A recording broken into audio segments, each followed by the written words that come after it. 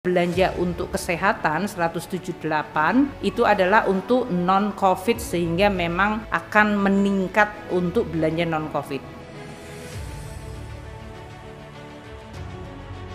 Karena tahun 2023 sepertiga dari dunia akan mengalami resesi atau 43% negara itu akan mengalami resesi menurut proyeksi IMF.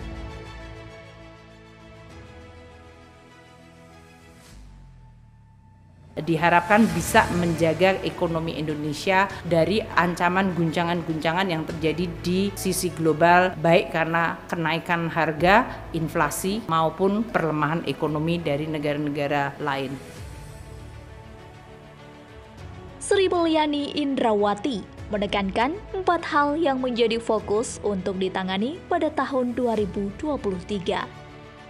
Inflasi, kemiskinan ekstrim, investasi, dan stunting merupakan 4 hal yang dibeberkan oleh Menteri Keuangan menjadi fokus utama pemerintah di tahun 2023. Tantangan 2023, tadi instruksi dari Bapak Presiden kita harus waspada, optimis tapi waspada. Optimis karena pencapaian kita luar biasa di 2022, waspada karena tahun 2023 sepertiga dari dunia akan mengalami resesi atau 43% negara itu akan mengalami resesi menurut proyeksi IMF. Lebih lanjut, ia menjelaskan bahwa lajunya inflasi yang kian tak terbendung harus segera diredam karena berpengaruh ke berbagai lini kehidupan masyarakat. Kenaikan harga menjadi salah satu faktor yang menyebabkan inflasi menjadi hal yang perlu ditangani pemerintah sesegera mungkin. Bahkan, Presiden Jokowi juga mewanti-wanti agar seluruh institusi pemerintah dapat bekerja sama dalam mengendalikan inflasi. Jokowi kemudian menekankan bahwa pertumbuhan inflasi tidak hanya ditugaskan oleh Bank Indonesia, melainkan oleh semua institusi pemerintah terkait. Kementerian Keuangan dalam hal ini memiliki peranan yang tak kalah penting dengan instrumen fiskal yang dimiliki oleh Kemenko beserta anggaran ketahanan pangan yang tersedia, termasuk anggaran pertanian dan dana transfer daerah pemerintah harus bisa memaksimalkan penekanan laju inflasi. Menteri Keuangan Sri Mulyani menjelaskan bahwa setiap pertumbuhan ekonomi yang pesat akan selalu disertai dengan meningkatnya kesenjangan sosial agar bisa menurunkan tingkat kemiskinan ekstrim.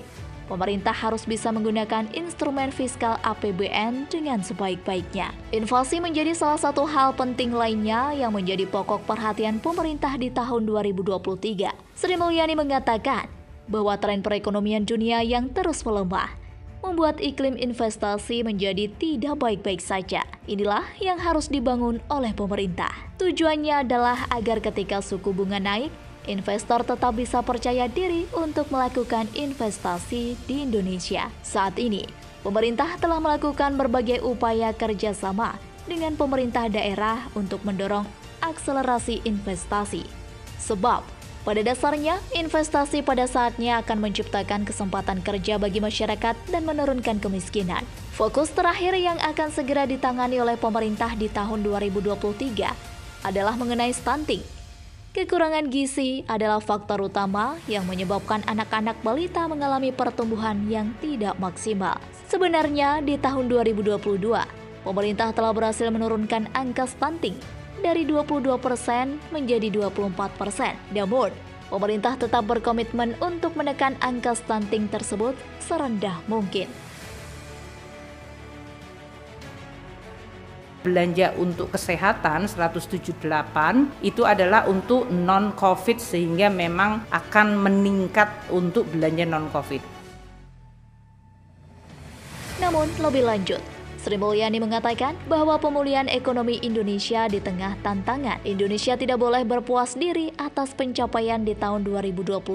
Pasalnya, di tahun 2023 akan ada tantangan baru yang lebih mengejutkan dan Indonesia harus bersiap diri akan hal tersebut.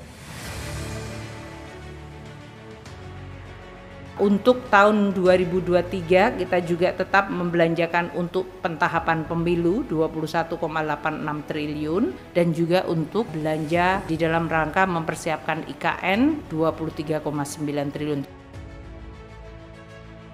Sebagaimana isu yang banyak beredar bahwasanya tahun 2023 akan menjadi tahun di mana situasi perekonomian dunia menjadi sangat lemah. Hal tersebut disebabkan oleh berbagai faktor, salah satunya yaitu karena tingginya inflasi.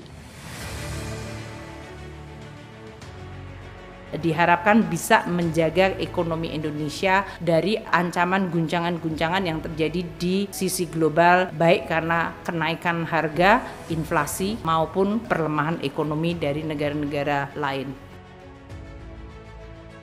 Dalam hal ini, bahkan Jokowi sempat mengingatkan kepala-kepala daerah agar lebih teliti dalam menghitung kenaikan harga, sebab perhitungan yang salah dapat menyebabkan terjadinya inflasi, meskipun sedikit.